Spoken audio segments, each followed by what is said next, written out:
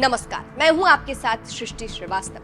हरियाणा विधानसभा चुनाव के नतीजे अब क्लियर होते दिखाई दे रहे हैं। बीजेपी जीतती जा रही है और कांग्रेस हारती जा रही है। कांग्रेस की हार से कांग्रेस खुद भी चौंकी हुई है कि अचानक से सब कुछ पलट कैसे गया। शुरुआत में देखा गया कि कांग्रेस आगे चल रही थी लेकिन बीजेपी पीछे, लेकिन एकदम से बाजी पलटती है और बीजेपी जीतती चली जाती है और अभी भी बीजेपी की जीत ही नजर आ रही है।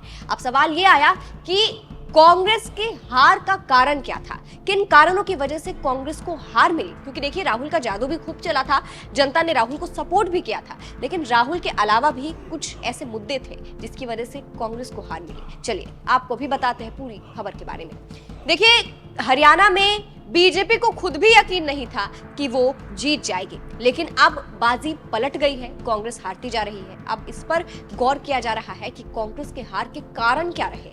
तो आपको 4 पॉइंट्स में समझाएंगे। 4 पॉइंट्स सामने आए हैं जिसको लेकर कहा जा रहा है कि इन कारणों से कांग्रेस हार गई है। सबसे पहला पॉइंट, जाटों पर भरोसा। अब देखिए, सियासी सयानों का कहना है कि कांग्रेस ने सिर्फ जाटों पर अपना ट्रस्ट दिखाकर गलती कर दी। जाटों पर सिर्फ निर्भर होकर कांग्रेस ने यहां गलती कर दी और बीजेपी ने यह चालाकी दिखाई कि बीजेपी ने गैर जाटों पर और ओबीसी पर ज्यादा ध्यान दिया है। कैसे, वो भी आपको समझाते हैं। आंकड़ों के मुताबिक जाट जो है वो हरियाणा में 22% है, लेकिन अगर गैर जाटों की बात करें और ओबीसी की बात करें तो वो करीबन 35% है। अब कांग्रेस ने जाटों पर तो ध्यान दिया लेकिन गैर जाटों पर और ओबीसी पर इतना ध्यान नहीं दिया और बीजेपी ने यही चीज की, गैर जाटों पर और ओबीसी पर भरोसा जताया। इसी वजह से कहा जा रहा है कि बीजेपी को जीत मिली है, क्योंकि अंदर खाने कहा यह भी जा रहा है कि जो गैर जाट थे और जाट दोनों के बीच में वर्सेस चलता था, दोनों को एक दूसरे को लेकर कई शिकायतें थी और शायद गैर जाट के जो आंकड़े हैं वो ज्यादा है, इसी कारण से बीजेपी को जीत मिली। दूसरा कारण, नेताओं के बीच संघर्ष। अब अंतरकलह तो हर पार्टी में होता है, चाहे आला कमान कितनी भी कोशिश क्यों ना कर ले, कई बार अंतरकलह की वजह से इमेज खराब हो जाती है। कहा जा रहा है कि कांग्रेस में भी यही अंतरकलह देखने के लिए मिली थी। करीबन 3 गुटों में कांग्रेस बढ़ गई थी हरियाणा में। अगर 2 सबसे ज्यादा अहम गुटों की बात करें तो वो था एक कुमारी शैलजा का गुट और दूसरा भूपेंद्र सिंह हुड्डा का गुट। इन कारणों की वजह से भी कांग्रेस हारती नजर आई, क्योंकि जब नेताओं के बीच ही संघर्ष होगा तो कहीं ना कहीं इमेज डाउन तो होगी ही। सीएम फेस की लड़ाई। अब ये खुलकर सामने देखने के लिए मिला था कि कांग्रेस में सीएम फेस की लड़ाई थी। कहा गया कि भूपेंद्र सिंह हुड्डा और कुमारी शैलजा के बीच ये लड़ाई थी, ये टकराव था।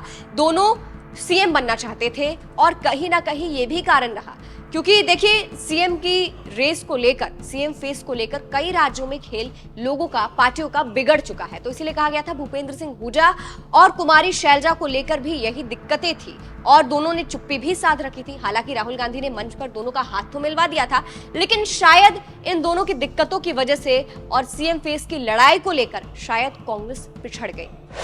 चौथा है दलित का अपमान। सबसे बड़ा फैक्टर यही माना जा रहा है, दलितों का अपमान। दलित का अपमान, ये आरोप बीजेपी ने सबसे पहले लगाया था कांग्रेस पर। हुआ कुछ यूं था कि भूपेंद्र सिंह हुड्डा के जो गुट है, भूपेंद्र सिंह हुड्डा के गुट ने कुमारी शैलजा पर कोई आपत्तिजनक बयान दे दिया था, जिसके बाद खूब बवाल मचा था और बीजेपी ने इसको अच्छे से भुनाया था और कांग्रेस पर दलित के अपमान का आरोप लगा दिया था, क्योंकि कुमारी शैलजा दलित है। और दूसरा फैक्टर यह भी लाया गया कि कुमारी शैलजा को सीएम नहीं बनाना चाहती है कांग्रेस, यानी दलित का अपमान कर रही है। बीजेपी ने ये आरोप भी लगाया था। ये भी एक मुद्दा रहा था जिसके सहारे ओबीसी का वोट बटोरने में बीजेपी कामयाब रही, ऐसा भी कहा जा रहा है। तो ये करीबन 4 ऐसे पॉइंट्स हैं जिनको लेकर कहा जा रहा है कि इसीलिए कांग्रेस हार गई, इन 4 पॉइंट्स की वजह से, और इसीलिए बीजेपी को जीत मिलती जा रही है। फिलहाल आपको क्या लगता है, कांग्रेस की हार की वजह और क्या हो सकती है? कमेंट करके जरूर बताइएगा। नमस्कार।